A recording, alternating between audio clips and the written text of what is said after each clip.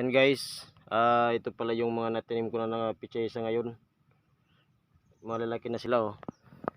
Yan. Nataniman ko na pala ito lahat. Tsaka nalagyan ko niya ng abono, yung fertilizer. Ito pala yung ginagamit ko na sa pangdilig ng mga tanim na pichay oh. Nandito ako ngayon sa kubo. Ayan.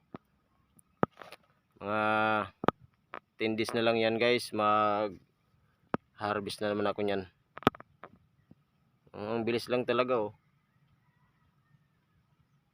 Kung pa lang siya, 18 days pa lang yan guys, yung simula nung pag-transplanting ko nyan.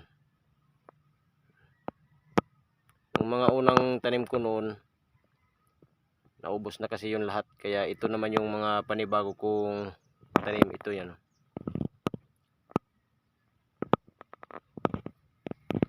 medyo malapad-lapad din yan yung tanim ko dito na pichay.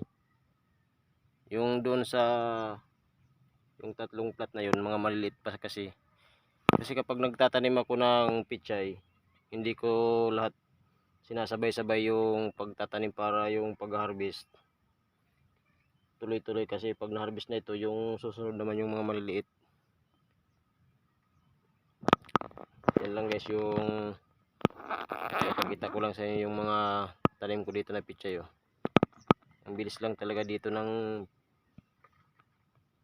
pichay, ang bilis lang lumaki.